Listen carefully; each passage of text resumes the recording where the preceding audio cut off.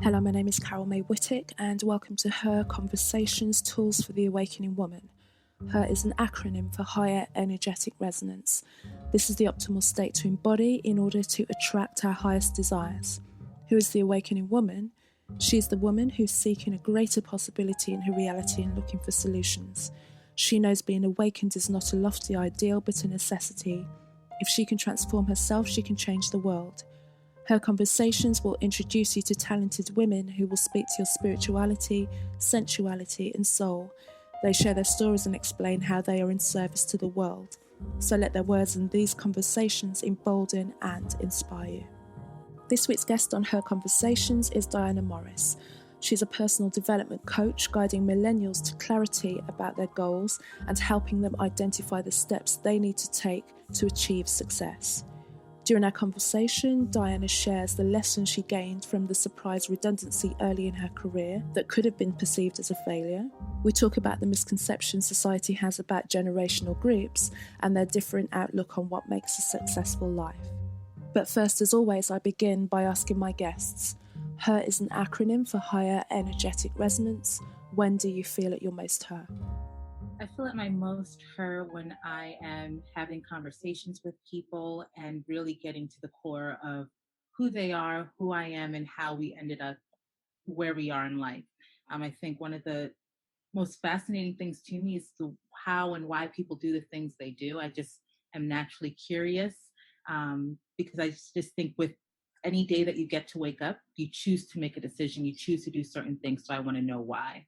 So for me, being at that higher resonance is really being able to know that answer for myself each day and then also helping other people figure it out for themselves along the way.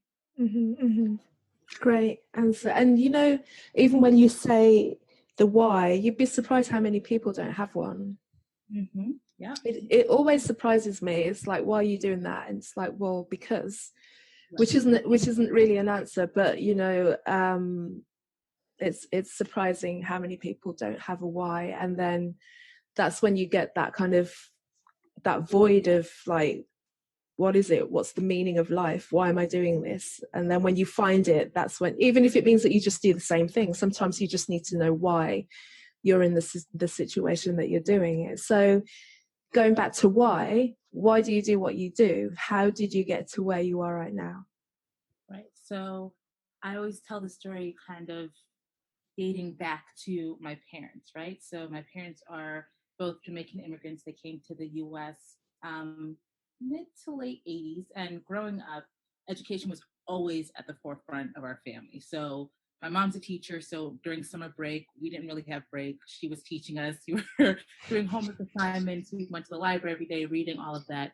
So it was never a question as to whether or not my siblings and I would go to college. It was always a question of just where are you going to go and how are we going to make it work? How are we going to get the finances together for you to take this next step? So after graduating from undergrad, I was trying to figure out, all right, now I have this little piece of paper. What do I want to do next? And in looking at some of the ideas I had, I knew that I wanted to work in a college environment based on some of the activities I had done as an undergraduate student. So I knew I wanted to do that as a career path. And I saw that a lot of the jobs and placements that I saw all required a graduate degree or some multiple years of experience, which is true for virtually any type of job nowadays. You need to kind of have entry-level experience, but they want 10 years and a graduate degree. So I started that process. So I went to grad school, ended up having a job out of grad school that set me on a path that I thought at the time I wanted, right? So it was going to be in a great city that I was excited about. It was going to give me excellent skills and qualifications so that I could make my way up through the rankings of the industry and eventually be at senior leadership positions at a college or university. And when I got into the job, it was great. I really enjoyed it. And as time went on, I started to realize that it wasn't exactly what I thought it would be, and it wasn't exactly what I wanted.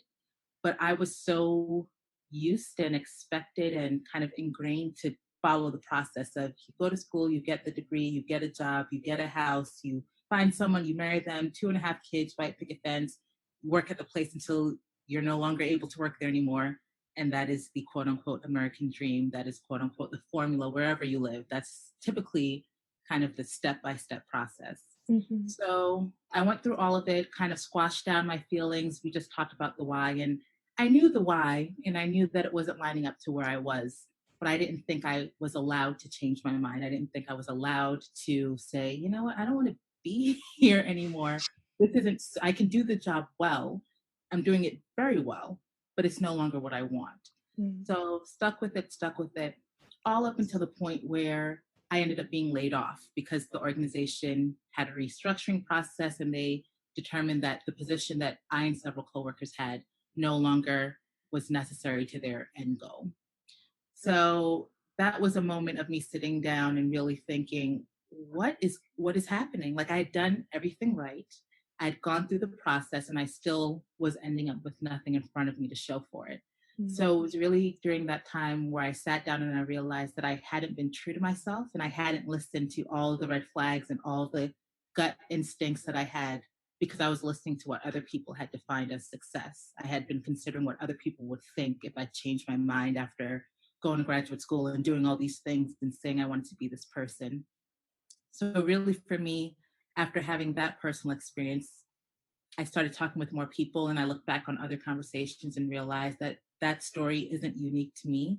It happens for a lot of people, whether it be professionally, whether it be personally, whether it be with friends, whatever the relationship is, whatever the situation is, where we kind of go through the motions, not really knowing what we're working towards, where we listen to what other people are telling us we should be wanting, what we should be doing, as opposed to really thinking critically about, all right, who am I today and what do I want for myself tomorrow? So my work really looks at helping folks ask those difficult questions, have those conversations that they may not be having at all, and really figuring out what their why is and figuring out and giving themselves permission to change their mind as they need to so that they don't ever have to feel as though they're putting in work and getting nothing on the other side of it. Mm. So talk a bit more about when you found yourself out of a job and like the dream and the correct path to move forward, suddenly it was not there anymore, and maybe you felt like you had failed. What was the process of you like realizing that it was not the end of the world, but like how did you pull yourself out of the expectation and even your own expectation, even though you knew that it was not for you? Because when you talk about it, before, sorry to cut you, because when you talk about it and you say I knew it wasn't right and I started to feel that it was, and then I got made redundant because there was a restructuring, just sounds like divine plan. When and I think about the last job that I had, that I got made redundant from in 2009, and I remember a week or so before that saying, oh, I wish I could just this job is getting in the way, because at the time I was like traveling around like London with my keyboard and going to all these songwriting seminars and performing and everything like that, and getting up early in the morning and going to the gym and then going to like different lessons with like singing teachers and piano teachers and learning how to drive, and all of this kind of stuff was happening, and the job, which was funding all of it, needless to say, felt like it was getting in the way. And I was like, this, if this job just got out of the way, and it did, in very, very quickly afterwards, it just kind of went and evaporated for me, and I could call it the recession, but I kind of went, this is an inconvenience to me. Mm-hmm. Yeah. It's funny you say that because I remember distinctly writing a resignation letter in January that I never sent. Mm-hmm. And then in April, I got the news of the restructuring, right? So in the moment, I wasn't looking and saying, like, this is, good in a way. I was looking and saying, I have nowhere to live. I have no source of income because the way my position was structured, I worked in the residence halls or in the dormitories. And I was the supervisor for all the students who lived there and all of that jazz. So part of my job was to live on campus. So I had like an apartment set up. So by removing that position, there was no place for me to live. So in my mind, I'm looking at the logistics of how am I going to live and navigate in 30 calendar days. And that was kind of the push I needed, where it was, all right, I don't have time to sit down and be upset about this and be sad about this. I need to find a new job. So there were two things happening there at once. There was the logical side of things where, all right, again, I know I only have this much time. Let's start moving pieces around. So it called on me to reach out to mentors and other supervisors and other people just to find out, what their thoughts were on things, if they knew of any potential openings that I should look into. But then with that came the reflection side of things, right? Where when I could no longer deny what was happening, right? Because during this time I was still working, I was still helping my students and my colleagues do what they needed to do and prepare themselves for their own next steps, whatever form that took. But when I got home and it was just me, myself, and I had to really sit with what was happening, I had to look critically at what I was allowing to go on all those months previous, right? Like I just said, I was ready, quote unquote, to leave because I wrote the letter in January, but I didn't give myself permission to do it. And, in those moments, I looked at what was happening and I realized that had it been any other type of relationship, like if this had been a romantic partnership or a friendship, I would have never stayed in that relationship. So I had to ask myself, what was it about it being my job that I allowed all of these feelings and discomfort and discontent and all of this stuff to go on around me? And it came down to listening to other people. And again, that definition of success. So as I went through the job process, I had to look at, all right, here are the things that worked in this position. Here are the things that didn't work. So in my next job, what are my non-negotiables? I had to rewrite what that looked like. I had to rewrite what my coping mechanisms look like. I had to rewrite what type of mission I wanted to help people get.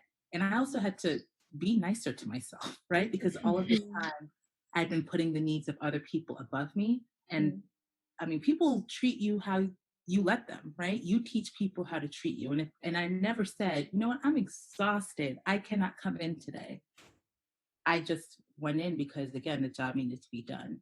So it was really a lot of critical thinking and a lot of reflection on what I was allowing to happen, having conversations with my therapist, having conversations with close friends who knew me outside of this so they could hold up that mirror and say, all right, here's what I'm seeing in you. Why are you not seeing it yourself? Here's what I'm hearing you saying. Why are you not hearing the undertones of what you're complaining about and what you're kind of trying to figure out and unpackage? And then removed from it, I absolutely see that things happen how and when they were supposed to, right? Because I would not have left that job, right? I kept putting it off like, oh, I'll leave at the end of this year. I'll leave at the end of this year.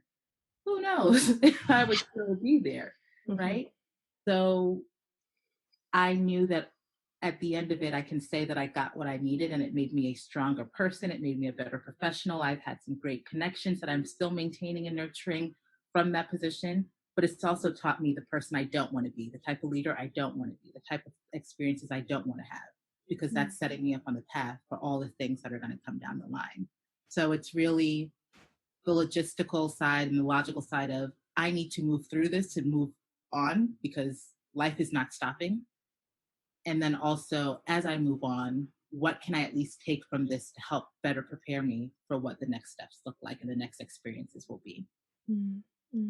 And how has that going through a reset informed the way that you guide people through their setbacks, quote unquote, reset, failures, whatever terms are put on that? It's really being empathetic enough to recognize that in the moment it's hard, right? Everyone, hindsight is 2020.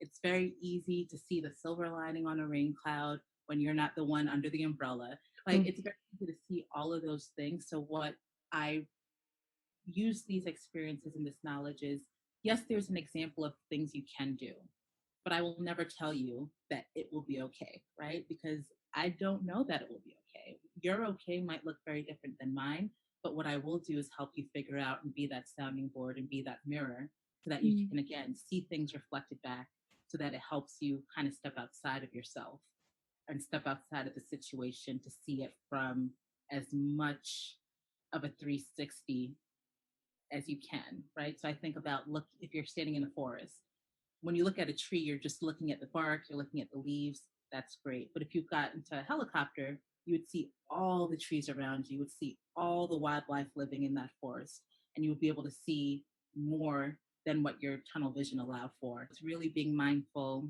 when working with folks that, yes, there's a way through this, right? Because even if you choose to do nothing, that is still a decision you are making. And if that is what you choose to do, you will be in the same place you were when you started. There are always options. Now, which option do you want to take? What is the first step you can take right now to get you through the forest so that you're able to have that vantage point in a different way? That's really what this experience and other experiences have taught me about how to help people through, because it's hard when you're in it, but being that sounding board makes it just a little bit easier, so there's space to navigate all those feelings. And I think you said to me when we were speaking before that you tend to really work with the millennial bracket. Two questions that are kind of like leading to the one. Have you ever worked with older clients? And if so, or just by knowing older people, do you think there is a difference in the way that those generational groups would deal with what we would consider a failure and a reset and a restart? Yeah, I have worked with folks who are kind of outside of the millennial bracket, so whether that be Generation X, Generation, all of these generational things are just labels, but it is interesting because what I've noticed is the definition of success and the roadmap looks different based on your generation, right? So for some folks, having a successful job is something that you got right when you were out of undergrad, and it's something you walk away with the retirement watch after 50 years. Whereas for the millennial generation, there's more of an expectation that I'm giving to you as my employer just to use a professional setting, because that's usually what conversations center on. But I'm giving something to you as an employer. I'm giving you my experience, my expertise, all of this. And I am expecting that you give me a living wage. I am expecting that in return for all of this, you are giving me the fundamentals of human decency. And not to say that that hasn't happened for other generations, that, you know, everyone was not getting what they needed from their employer. But I think the conversation around it looks different. So millennials tend to have more examples of what it should look like, what it shouldn't look like, and they're easier and more ready to say, you know what, this isn't it, so I'm going to leave. Whereas with the older generations, and this is just anecdotally, but I noticed that it's more of I'm committed, so I'm staying in, right? It's a commitment to others versus a commitment to self. And I think that changes the type of conversation, because it's the types of permissions that you're given, right? So you have permission to put yourself first. You have permission to try things, stick it out for a little bit longer. You don't need to get out just because you're not having a 4-hour work week, you know? So whatever that looks like, it's really balancing those expectations, those definitions of what success looks like, what failure looks like, and then the way permission is granted and who gives permission is another point of conversation that often comes up. Because I think one of the things that always gets bandied about younger generations is that they have a sense of entitlement. You can see it from both ways. It's like, yeah, yes, they do have a sense of entitlement, but then they are respectfully entitled, though, as a human being on this planet, like you say, to say, I'm coming and giving you my time and my life force and my expertise, and it's only a fair exchange. An older generation that kind of looked at a job as a job for life or a career for life, and you kind of like made your decision, you kind of like set your cap down, and you were there for a few decades before you came out the other side. There's so much built on that. Their entire lives are built on that. There's a real fear of the unknown outside of that should you step out of that, maybe there's nothing out there for you. What do you think? I absolutely agree, especially, you know, when looking at the context in which all of these decisions and things are happening, right? So I spoke earlier about the requirements to get some entry-level positions in some of these companies and all of that. You need 10 years experience, and you need to have all of these degrees and training, and all of that takes money and time. Like, how do I get my first job with 10 years experience under my belt if my first job is requiring 10 years of it? That's not, it doesn't line up. Mm. So when you think about, especially here in the US, there's a lot of conversation right now about student loan debt, right? Mm. So a lot of people that I'm speaking with have gone through, we're following the formula that is set out by older generations. And we're seeing that the return on our investment is not lining up, right? Mm-hmm. So people are saying, yeah, go to school. Well, when you went to school, you didn't have to take out loans because it was like $3,000 a semester. It's $3,000 a textbook in some places. So when we think about the effort going in and what's coming out on the other side, Mm. there's more conversation now about, is it worth it for me? Is it worth it for me to tie my life, tie my experience, tie my value to something that isn't giving me what I have decided I need and want? And then there's also the perception of, all right, well, just work harder, just stay longer, and you'll be able to do X, Y, Z. And it's like, that's not true, because you're ignoring the entire context that we're living in. And it's a different time, and it's a different place, and it's a different space. So how do we all start redefining again what that success and failure looks like, to also consider or make accounts and acknowledge everything else that's happening around us and the conversations that are happening as well. Mm. And are you noticing a trend towards people really just thinking, I'm going to create my own business, I'm going to do my own thing, either straight out the gate, or more they've tried a traditional route, been burnt for one reason or another, and been like, okay, that's it, I'm going to do as I feel. I have this idea in my head that this can really happen.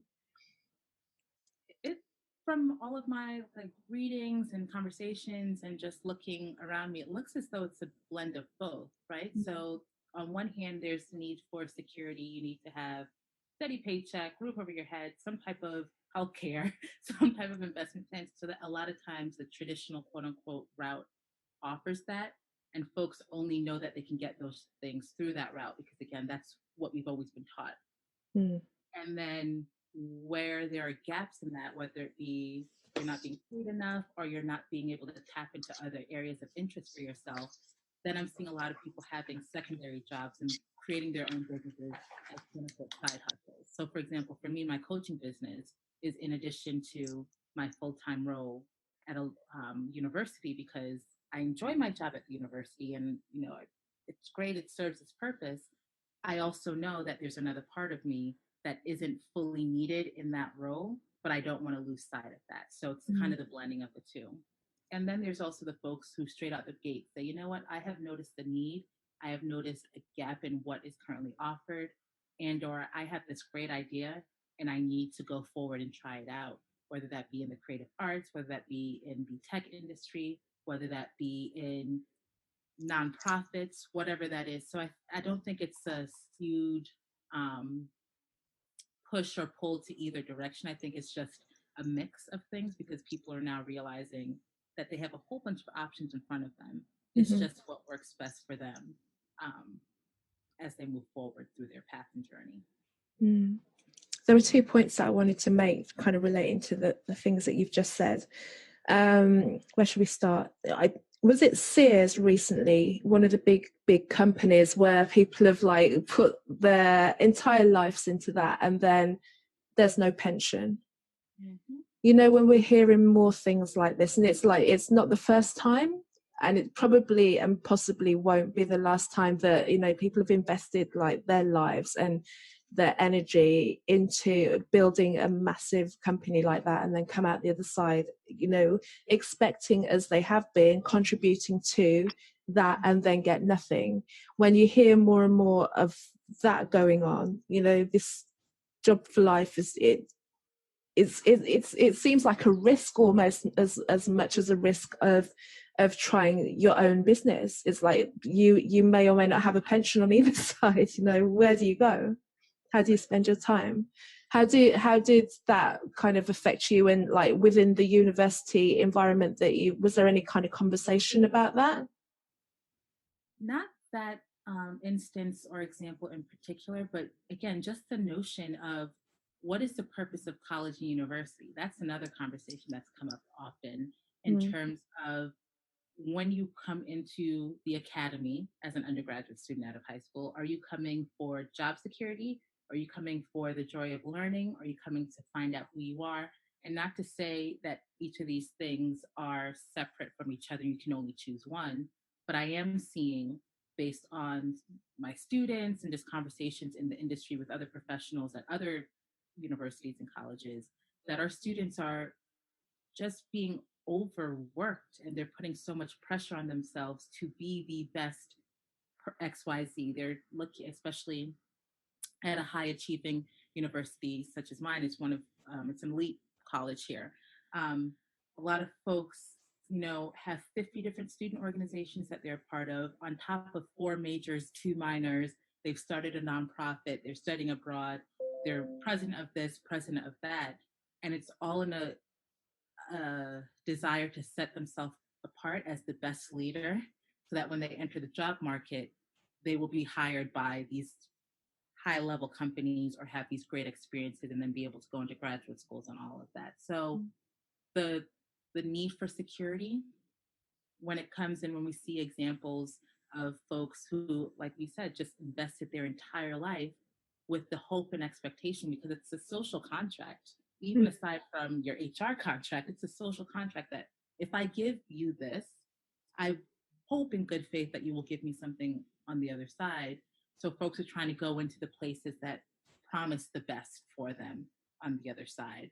So it's definitely something that kind of guides folks, because it also steers people into careers that they may not be passionate about or they may not even enjoy. You don't need to love every second of everything, but you should at least like it, right? Like if you're going to spend 40 hours somewhere, 40 plus, hope that you at least can stomach the work that you're doing. And a lot of times that's not the case, but people need that security. They need to either front load the paycheck because they have no idea if there'll be anything when they're done, or their parents have told them that, this is a good job, you should do this, or I've done this. They've seen their parents in a certain industry, so they think that they need to be in a certain industry. So it's really kind of setting up the path that people just end up on, and the hamster wheel that they just keep running through, as opposed to taking a moment to pause and say, all right, what is my why for this? Why am I doing this? So that's what all of that looks like. And the other point that I wanted to touch on was college debt. There was who basically wrote off the graduates' college debt. Did you see him? Let me find his name. Robert Frederick Smith basically paid for the year. So he was at Morehouse graduation. Yes. And then he came and he gave the commencement speech. Is that what they call it? Because the terminology is so different now, I want to get it right. And then he just kind of went, and just to let you know, I'm going to clear that from, Yes. That was it was all over the news and a lot of conversations about it. And it ties in a lot about what is the debt that we owe society, right? Like if you reach a level of success, what do you owe to those around you? And some people argue that you cannot be successful on your own, right? No one person works by themselves to become an uber billionaire. Even if you are a small company, let's say you're product based, you get your materials by driving on the roads that tax dollars pay for. You are hiring other people, all of these considerations. And then there's the other side of, well, you can do that too, right? Like if you have the insight and the foresight and the managerial skills to employ people and put an idea and make it grow it into fruition or whatever the case is, you don't owe anyone anything. So for me, I think it was a beautiful example of what people can do when you consider, if you have the means, there's a lot of lives you can change if you use those means to help others. I'm also of the school that I can't necessarily dictate what you use your resources for. So it's an interesting conversation to see, again, as humans, if we get back to the human side of things, what do we owe other people? What can we do to help other people live life a little bit easier than they did before we met them? And you don't need to be an uber billionaire and pay off $400 million worth of student loan debt. The fact that there's that much student loan debt in one graduating class is a whole nother conversation. But on the smaller scale, how do our decisions and lack thereof impact those around us? How can we live in our truth and still get something on the other side by not harming those that we meet along the way, and or how we can help those we meet along the way? So yeah, it's an interesting conversation. I saw that and I was like, I wish I graduated from Morehouse this year. A lot of reasons I couldn't, but that was a good one. Yeah, and it's like I was watching it as well as, like, you know, I've not been part of the US college system, obviously, but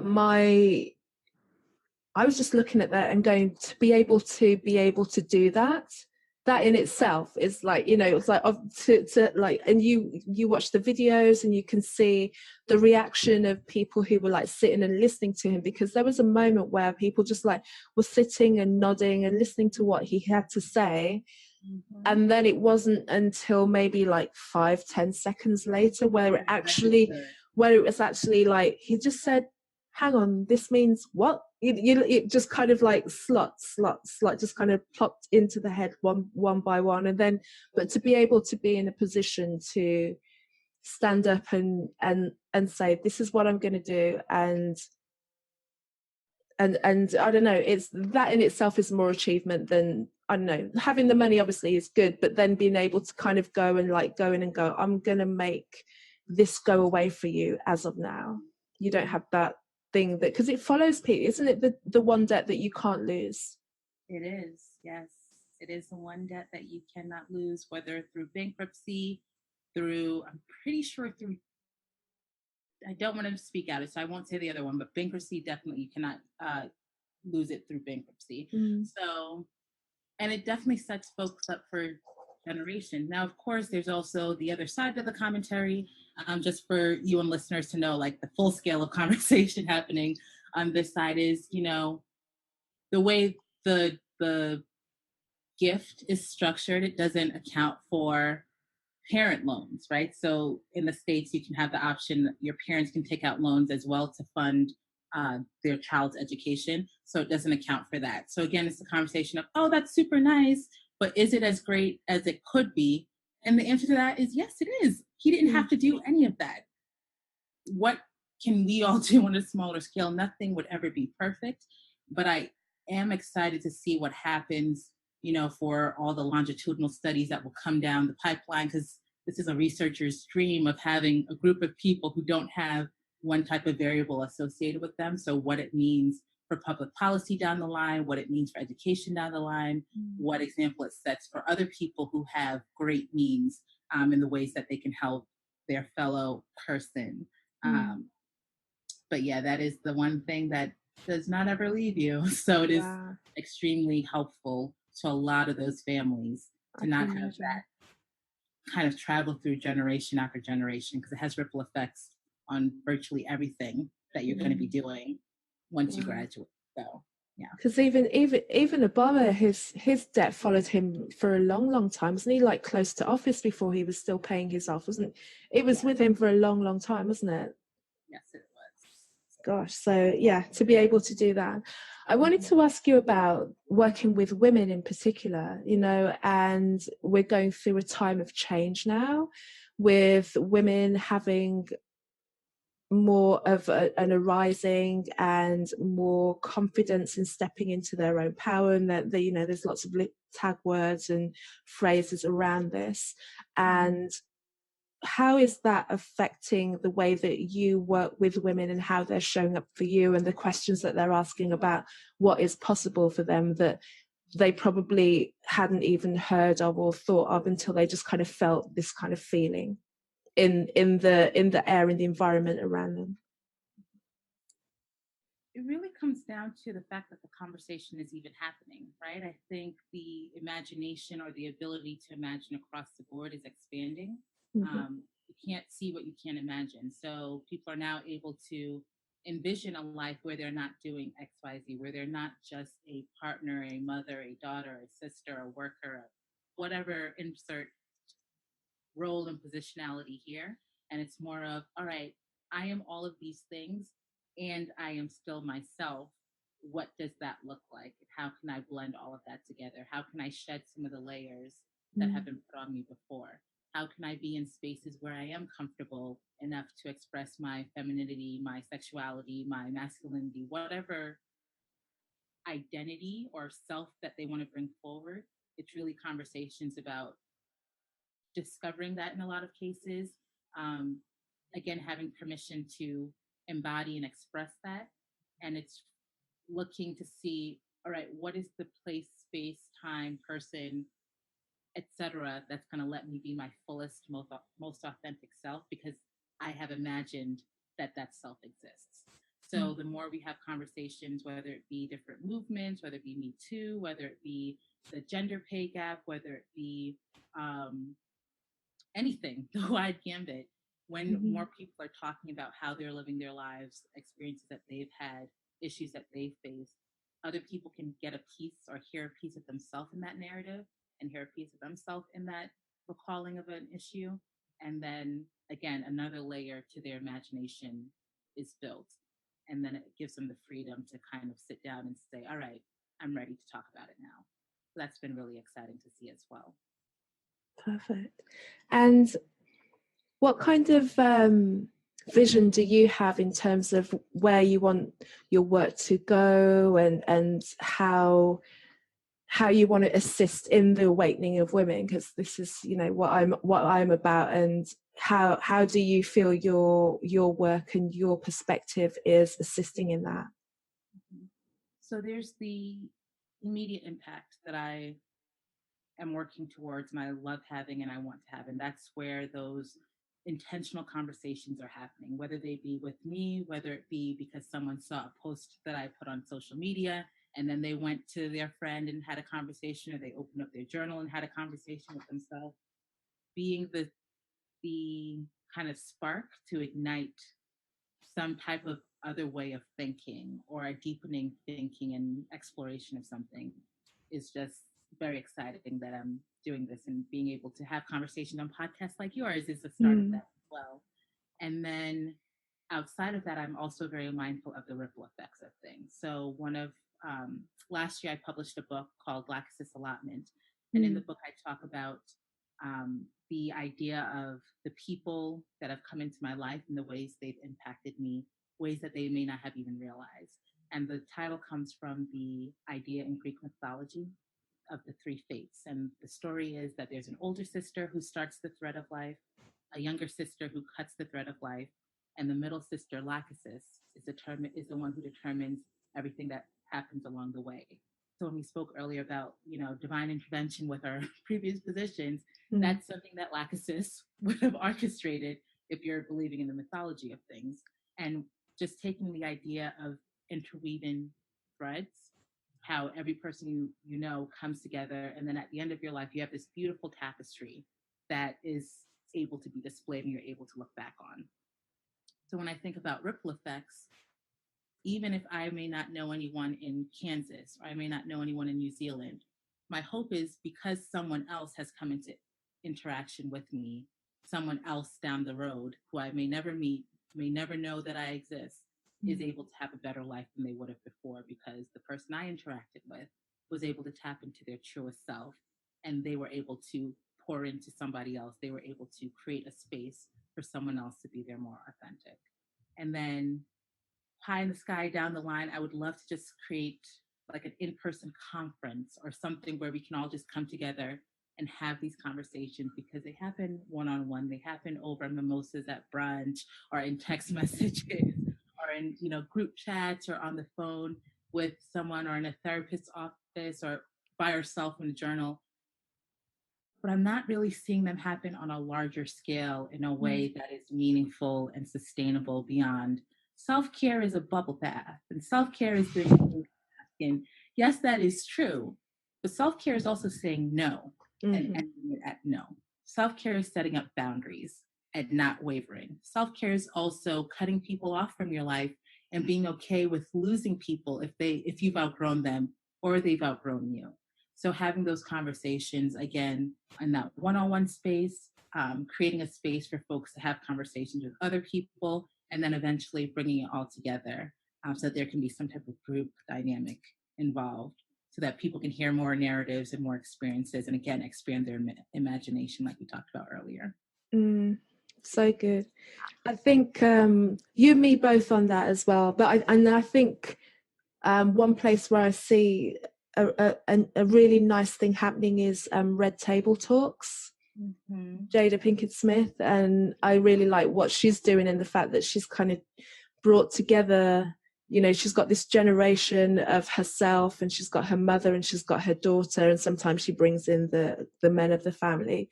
But that's a really great platform, like you say, for bringing certain subjects to the fore, and you know, the conversation that happens around that. And again, it's like somebody using their resource to help so many, because she's using the resource of her immense fame and notoriety, and you know, she could do it in a million different ways, but then she's just kind of created such an amazing thing. You know, I learned so much just from watching it, and it's like, this is a really, you know, just kind of opening their family out, because it can't be easy to do that as well. It's like the price that you pay for kind of doing that and bringing that in, it means that you then start to talk about things and open yourself up to the scrutiny and judgment of the keyboard the keyboard warriors in the background. Yeah, it's easy done. Anyway, I hear you on that as well, and it's a beautiful vision, and kind of very much I have visions like that as well myself, for things happening here. So I want to ask you the Her Conversation podcast questions, and the first one is, so what is the best piece of advice a woman has ever given you? So this question I love, because it's not something that was given to me specifically. Unfortunately, I do not know the speaker in real life, but Shonda Rhimes, who is the creator of, she's a creative titan. She's created Grey's Anatomy, she's created Scandal, and a whole bunch of other shows that have been kind of branching off from that. She used to work for ABC Network, and then she recently signed a deal with Netflix to create for them as well. Oh, wow. And when they announced her departure from ABC and went over to Netflix, a lot of reporters framed it as Netflix kind of like luring people away from ABC, because Netflix also got some other producers and creative talent and la-di-da-di-da. And in response to that, Miss Rhimes submitted a beautiful tweet in December of 2018, and I've screenshotted it because it just is so great. And she says, "Why do reporters always say writers were lured, like we're children following a trail of candy? I created a $2 billion plus revenue stream for a major corporation with my imagination. I do not follow trails of candy. I am the candy." And I just loved that, because a lot of times when women in particular, and then women of color, and then Black women specifically, create things or do great work, it's always attributed to something else. It's always attributed to luck, or it's attributed to who you know, or it's attributed to sleight of hand magic show. And it's never really given the due diligence and the due credit that is required and earned. And that's both from people on the outside watching, and then even sometimes from ourselves. I know specifically, like, imposter syndrome is a legitimate thing, where you're not able to acknowledge or accept that your great work is due to your own talents and hard work. It's because of some external magic, right? So I just love that, because I do not follow trails of candy. I am the candy, right? She's owning what she's done. She's not wrong by any means, because she has an entire block dedicated to her on Thursday night. Her shows, Grey's Anatomy just became the longest running medical drama of all time. Wow. And that's from her imagination. So I just think that's such a great piece of advice, is to own your power, own your expertise, own your skills and talents, and own your product. because you're not following anyone else's trail. You are the prize at the end of it. So I just love that so much. Thank you. I am the candy. Yes. I am Do that. follow trails of candy. I am the candy. And I was like, okay, Shonda, yes. Yep.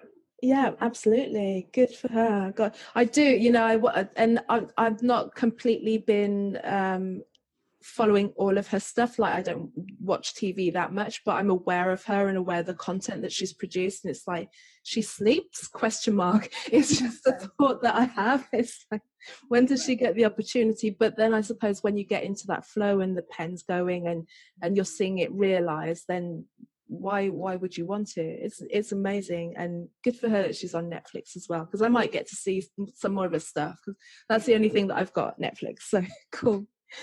So the next is, what woman represents higher energetic resonance to you?